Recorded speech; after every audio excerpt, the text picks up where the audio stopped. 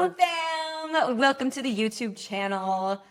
All right, I want to start this by saying I'm doing these YouTube videos with no teleprompter. I'm just flipping on the camera, sitting here alone by myself in the studio. I'm going to talk to you as if we are hanging out, BFFs, just, we're not having coffee, we're not having anything. I mean, I guess maybe we're having some mints together. I don't know what's around here. I could even look toilet paper, look what's around my office, pens.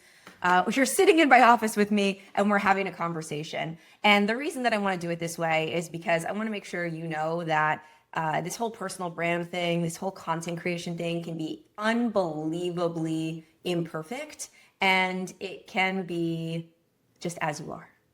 And that's the topic that we're going to talk about today. We're talking about, do you have to fake it until you make it? This whole fake it till you make it concept. Some people are a hell yes on the side of yes, just fake it. If you fake it long enough, you'll eventually believe your own bullshit, and you'll build the brand or you'll build the expertise, and you will become the thing that you are faking yourself into. And some people believe the opposite. I'm pretty much on the opposite, maybe a touch towards the middle, but there's a lot of nuance there.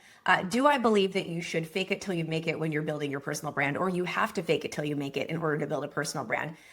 Definitely not. Do I believe that you need to start before you feel ready to start building your personal brand and creating content on the internet? 100%. You might be thinking, but Jen, how do I start before I'm ready? That kind of is like faking it until I make it. That's like, I don't feel ready and I have to start.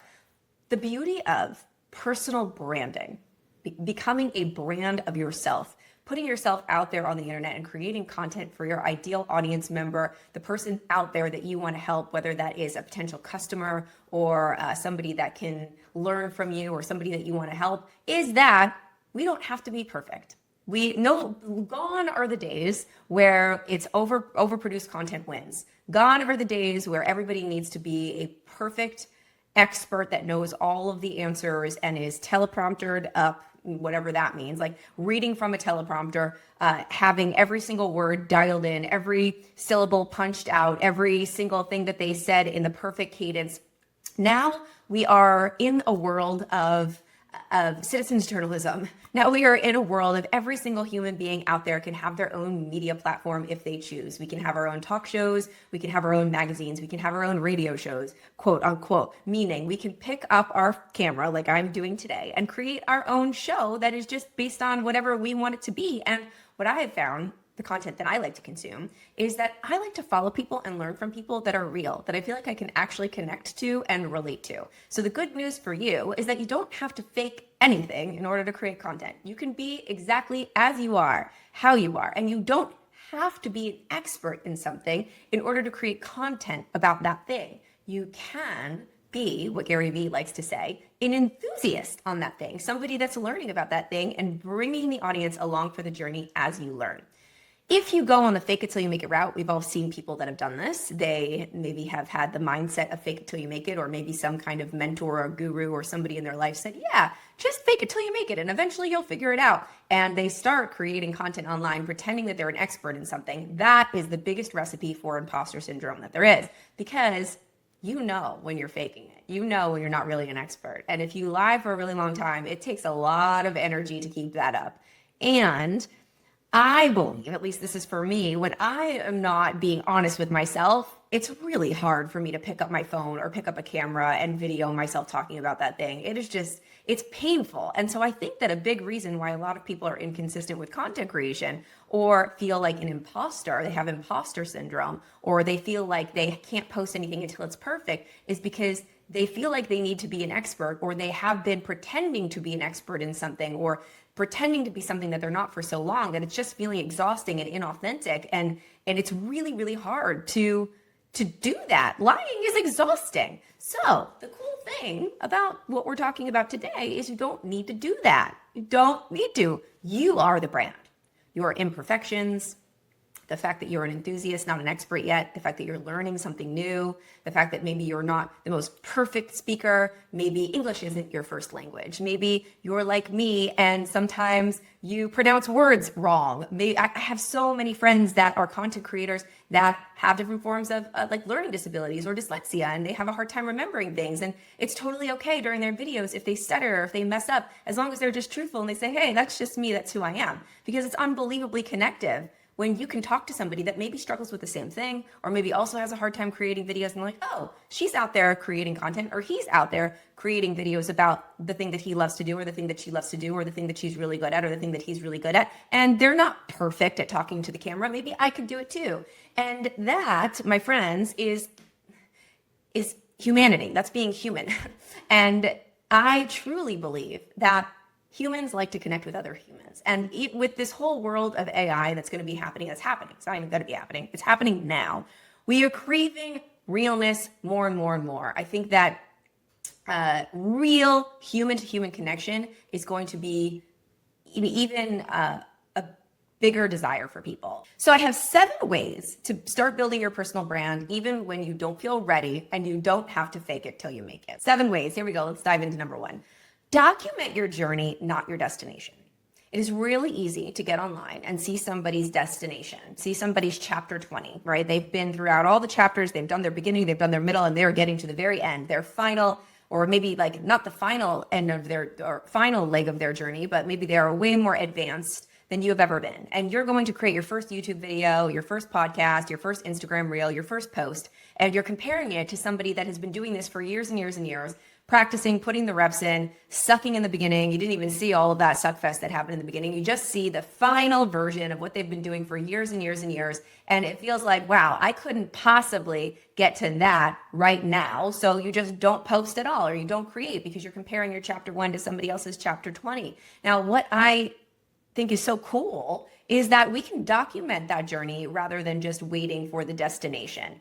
Meaning, what's the messy middle that you're in right now? Because there are a lot of your clients or customers or audience members out there that are in that messy middle, that are in that moment of maybe you're on a weight loss journey and they're in that with you. And maybe you want to bring them along for the ride. Maybe one day you do want to be a personal trainer or a fitness expert, or you want to be a natural foods chef and you want to learn how to create really beautiful, natural, healthy meals. But you're in the phase where you're just learning about it and you're on your weight loss journey, but you have dreams of your destination being you lose weight, you get into the best shape of your life, and you become a fitness influencer. What if, instead of waiting to the point where you become a fitness influencer, you brought all of your audience members, or you started to collect and build your audience based on the journey that you're on? You say, listen, I'm not going to wait till I get to that destination. I'm going to invite you along with me to come for the ride. We're going to go from the beginning to the middle, to the messy middle, to the end.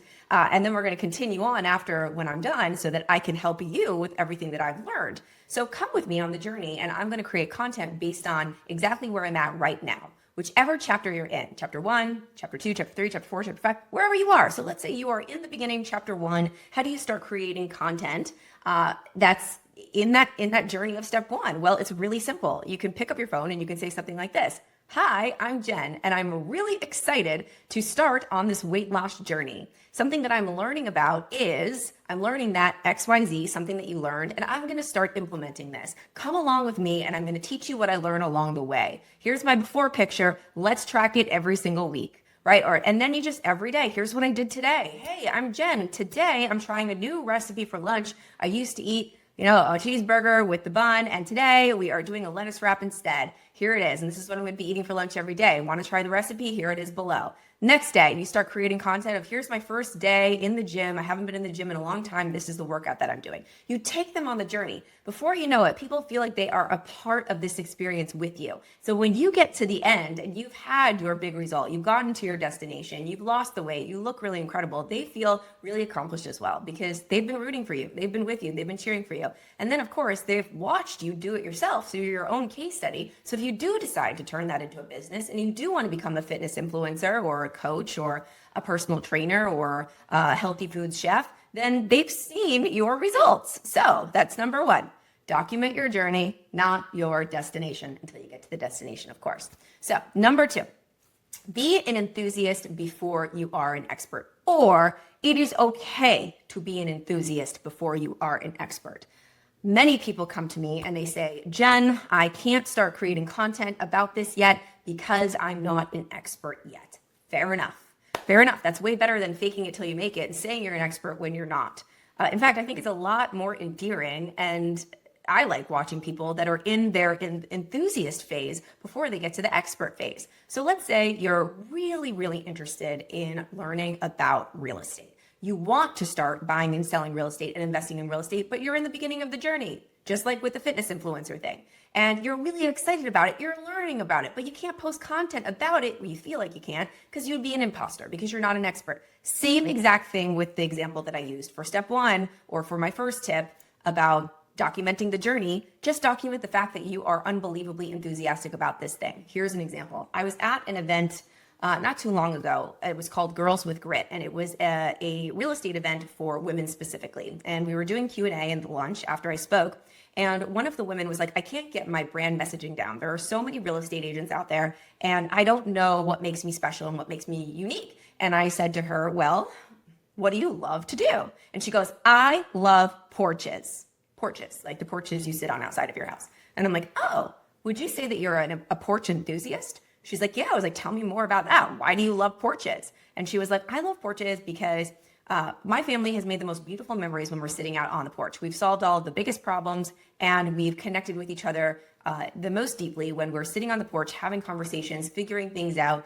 We've had like come to Jesus moments together on porches. And I want to help other families have those moments together on porches. So I am trying to be in the niche of helping people find beautiful homes in Savannah, Georgia that have porches. I'm like, wow, so you are a porch enthusiast. You love porches. That's number one. That's your personal brand. That's what differentiates you from all the other real estate agents. And number two, even if you're not an expert on how porches are built, on what the best porches are, or maybe you are, I don't know. But either way, you can talk about the fact that you are so excited about porches and you are on the quest to find the best porches in the country. Like, you come along with me. I love porches so much that we're going to go find the best ones, all the different types. We're going to explore the different types of woods you can use. We're going to explore the types of benches that you can sit on. We're going to explore all of the different ways that you can decorate your porch and the different porches in the world with different flowers and different landscaping and different paint colors. And I'm just so excited to bring you along the journey as I explore the greatest porches that I come across in my real estate journey. Now, nowhere in there did she say she's an expert on porches. Nowhere in there did she even say she's an expert in real estate. She's excited about porches and she's bringing you on this journey with her as a real estate broker that's looking at lots of homes to share about all of the cool porches she's finding and the experiences that you can have with your family on porches and what different porches can look like. And can you build a porch on your, I don't know, we're going to figure it out together. So we're going to just embrace being an enthusiast, not necessarily an expert. And when you start becoming an expert, you start learning some expertise in your area of enthusiasm, in the area that you're like really excited to be in, then you can start giving tips and advice. But it is okay to own the fact that you aren't expert yet. It's okay. We don't have to be perfect anymore. We don't have to know all the answers. In fact, I respect content creators that say they don't know all of the things way more than the ones that say they know everything, because I don't necessarily trust people that say they know everything, because you can't possibly know everything. And anybody that knows everything there is to know about everything in their space is no longer learning or discovering. And that's kind of boring to me. Let's move on to number 3. Start teaching what you do know. So that brings us on to, okay, so you're an enthusiast, you're documenting the journey, you're bringing people along the path with you. And now what do you know? Is there stuff that you know that comes easy to you that is very difficult for other people? And you often find yourself in conversations where people are like, wow, you know so much about that. Maybe it could be something super simple like, you know how to pack perfectly. I would be very interested in this content. I'm sure it is out there. If you are an expert packer, maybe you travel a lot. My grandma Thelma, who passed away in December, she was, I would say expert status packer.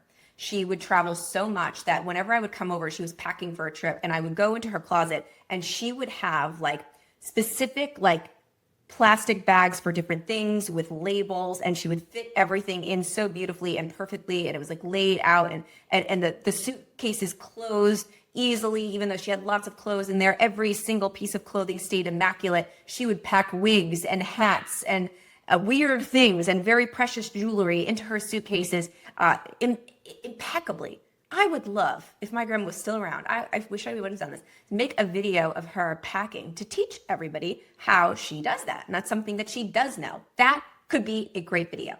Like, listen, if you're a travel expert and you're teaching people, or you are talking about, maybe you're a travel enthusiast, maybe you're bringing people along your journey, a really beautiful piece of content that you could make if you're an expert packer is teaching people how you pack. Talk about what you do know. Let's say you have had an experience in your life that taught you something. Maybe you are a life coach now, and the reason that you're a life coach is because you went through a really horrible time in your life where you were at rock bottom and you had to have a transformation. You had to go from breakdown to breakthrough, and you worked really hard on different modalities, maybe therapy modalities, maybe you had a life coach, maybe you were able to heal yourself and you went through your own journey, and there are things that you absolutely know that work really well, like different tools that people can use in order to change their life, like journaling and meditation. And you are an expert in this, and you do know. Create videos and create content about what you do know. And if you don't know it, it's totally okay for you to say, hey, I learned a lot about journaling and meditation on my journey towards becoming, maybe having my mental health transformation. But there are a lot of things that I still don't know, that I'm still discovering, and I'm working on them on therapy. And I highly recommend that if it is available to you, you find a therapist as well, and let's be on the journey together. And the more that I learn, the more that I'll share with you. I think some of the best podcasters are just expert learners. They even I think about Andrew Huberman, who is a scientist, and he is definitely an expert at some things.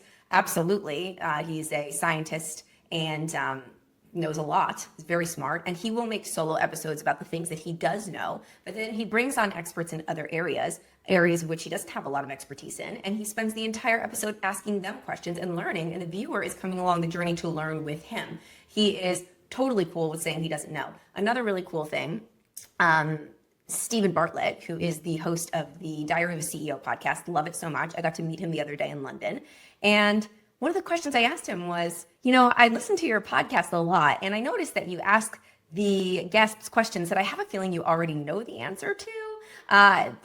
So let's, for instance, he'll have an expert guest come on and talk about GLP-1s, right, weight loss drugs. And he'll say, tell me, what is a GLP-1? And I'm guessing if he invited a guest on to talk about GLP-1s, he knows what a GLP-1 is. But he's asking that question because his audience might not know what a GLP-1 is, and he's okay with him relearning this with the audience, or he's okay with him looking like he doesn't know in order to bring the audience along the journey with him and educate himself for the audience to educate themselves. So there's no ego there. He doesn't need to know. He doesn't need to tell everybody, I know what this is, because that wouldn't do the audience a disservice, because if somebody doesn't know and he's pretending that he knows, that the conversation isn't going to be as good as if he was like, listen, tell me what a GLP-1 is. Can you define it? And it's okay. Like, him coming off as not knowing that does not make me not want to listen to him. It actually makes me want to listen to him more, because I know he's going to be asking the questions that I'm wondering in my mind, even if he knows the answer to them, so that I don't feel silly for not knowing the answer. We're all here to learn. And that's the cool thing, again, about personal branding, about content creation. We don't need to know all the things. As long as we're curious and we're learning together and we're bringing people along for the ride, we can create really, really valuable content. And even if that content is just to make somebody feel a little bit less alone and they're not knowing, and we're discovering this together, and I'm teaching you what I do know, and we're curious about what we don't know, and we're doing this together, boom, chef's kiss. Okay, so the next one, collect and display social proof. If you do want to build your brand to a point where you are monetizing it, maybe you're offering your service or your product in a specific expertise or niche, it's really important that you create CIA, credibility, influence, and authority. We need to have that know, like, and trust factor for people to want to buy from you, want to listen to you, feel like you are that trusted person that they're going to get information from, learn from, and then, of course, get value from if they do decide to exchange money for services or for products. They need to make sure that, like, you're a credible person. And one of those ways, best ways to create credibility is to always be posting social proof. So listen, if you are starting out, let's say you've gotten to a point where, let's go back to that fitness influencer example. You're on a weight loss journey and you have the goal one day to be a fitness influencer, but you're taking them through your chapter 1, chapter 2, chapter 3, you're bringing them along the journey. You're posting all about that, and that's becoming your social proof. You are your own social proof. So you get to the very end of your journey and you've got your six pack and you're feeling so healthy, and you're, maybe, or you run a marathon at the end, and at the beginning you couldn't run at all. You couldn't even run a mile. That is social proof. So documenting that journey and showing that you can do that with yourself, even if you don't do it for anybody else, that's still social proof. But let's talk about when you get results for other people. I'll give you a great example of me. So I have a program called Stage Leaders where I teach people how to speak on stages. And we've now done 2 rounds of Stage Leaders, and all of the case studies and the testimonials are coming in. And because my students are out there now speaking on stages and they're having more confidence, they're crushing it, they're getting standing ovations, and they're getting off and they're texting me or videoing themselves saying, Jen, I'm so grateful. I just had my first big speaking engagement. I got a standing ovation. I was so confident thanks to the things you taught me. So I say to them immediately, hey, that's amazing. Do you mind if I use this video for my case studies, for my social proof?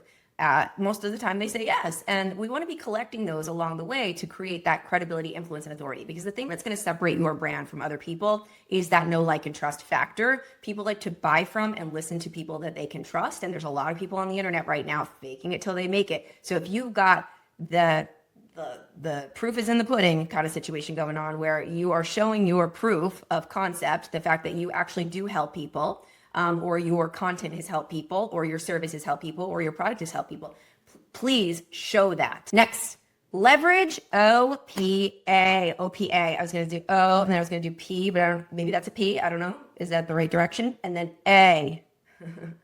Other people's audiences. This is the go-to. This is if you listen to anything in this video, cut everything. I don't care if you listen to anything other than this one thing, because I teach lots of people how to build personal brands. I wrote a book about it. Be Seen. It's behind me. You can get it wherever books are sold. And a lot of people right now are very focused on trying to hack the algorithm on social media to go viral so that they can generate more leads. And let me tell you something. Going viral on social media is like a slot machine. You put money in the slot machine, you pull, you hope, and you pray that your video will do well. Listen, I focus a lot of my time on trying to learn what are best practices for social media. And there are best practices, but they're always changing. And you never really know, to be completely honest. This is me. I never really know how a video is going to do. It could have all the best practices involved in that video. Great hook, trending sound, timing is right, great caption, exact timing of transitions, like the whole thing. It could be perfection, chef's kiss, and then not do well and shit the bed. And then same for videos that I think are going to do terrible, and I just post them like, oh, whatever, I'm just going to put this up there. And then it goes viral and gets millions of views. You never really know. But here is a way to grow your audience with people that actually want to hear from you and actually will be your ideal customer client audience member without having to guess. There are other people out there that have already built an audience of people that know, like, and trust them. And that audience of people, if they are the type of audience that you want to get in front of, your job should not be spending 100% of your time trying to hack the algorithm and pull people in by creating great content. Your job should actually be spending the majority of your time building relationships with people that have already built that audience so that you can collaborate with those people, get on their podcasts, get on their social media platforms, collaborate with them so that you can talk to their audience that they've already spent time building. And if those people know, like, and trust that person that they're following, and that person that they're following says, hey, you should really listen to Jane. She's phenomenal. Those people are all going to go follow Jane. In this case, Jane is you. And then you have built followers that are opting in for a reason. Not because they saw a funny viral video that doesn't even go with the thing that you actually talk about. Not because they, I don't know how other ways they would find you. Insert any other way that they would find you. But because they are genuinely listening to somebody because they want that specific content. And then they found you because that person double tapped on you should follow this person, then they're going to be a real legitimate follower. And I would rather have 100 real legitimate followers that actually want to consume your content, want to learn about what you're talking about, than 1 million followers that just clicked on you because you were a funny viral video and they're going to unfollow a few months later. OPA. Next, build a personal brand feedback loop. This is really important. I call it finding the lean in. The lean in, L-E-A-N-I-N, the lean in. What do your people really want to know about? Not what you think they want to know about. What do they actually want to know about? This morning, I was thinking about this a lot because I knew I was going to make this video. And I am really thinking hard about what I want my next book to be, what I want the next topic to be. And rather than me guessing and thinking what people want to know about, I did a survey this morning, and I said it's on my Instagram right now. If you're watching this later, then you probably won't be able to see it. But this morning, maybe I can post a screenshot here on YouTube. I did a survey. What is holding you back the most? And it was like perfectionism, comparing yourself to other people, fear of judgment, fear of making the wrong decision. It was different things that I potentially might want to write about and talk about, but I want to know what my audience actually wants to know about. Where are they leaning in? Not what I think they're leaning in. What's really interesting is the thing that I thought that everybody was going to want, that I really wanted to talk about, is not the thing that won the survey, which kind of upsets me. And at the same time, I have to listen. I have to listen, because if our goal here on social media is to help people, we need to meet them where they're at, not just assume we know where they're at. We want to be inside their brain. So we want them to come onto our profile or onto our YouTube or our podcast, or have them hear us on stage and then say, wow, how does she know exactly what's going on in my brain? That's how you help people the most. So there you go. We need a feedback loop. We need to see where people lean in. We need to see what gets the most engagement. What are the questions you're getting asked the most? I would really make a list in your phone of the frequently asked questions, the FAQs. What are people asking me the most? That's where your content is going to come from. Every morning when I do my Get Ready With Me on Instagram, I screenshot all the questions that I get so that I can remember, read, and reflect on them. Oh, these are the questions that people are asking me, so I can create content in the future based on those questions. Last but not least, number 7, be consistent. If you just do this one thing, you're going to beat out half the other people online, because most people start a podcast, start an Instagram, start creating content, and they're really excited about it for a few weeks, and then they fall off. I forget what the actual numbers are, but the percentage of people that don't get past the second podcast episode is like ridiculously high. So if you can just be in it to win it and freaking crush the consistency game, just say, I don't care if I win or lose. The win is just going to be me doing this every single day. You will win. That's it. It's a consistency game. I was posting consistently every single day on Instagram for 2 years before anything went viral. Anything. And there was a point where I was like, is anyone ever really going to pay attention to this? Is anybody even watching this? And if I would have quit then I would have never gotten to the point where I started having viral videos and actually creating traction on social. So if you listen to anything, I know I said this with a lot of them, they're all important. But if you're not consistent with all of the above, then you'll never get to where you want to be. And you'll always be at square one. So in order to get to that final destination, in order to get to chapter 20, you need to have consistency. You need to have consistency when it feels like nothing's working. You need to have consistency when it feels like it's really hard, when it feels like it's really scary, when you don't feel like doing it. That's when the most growth happens. And that's when you take something that is hard to do and it feels like a task and you turn it into a habit. For example, my Instagram lives that I do every day, they're no longer a task. They're a habit.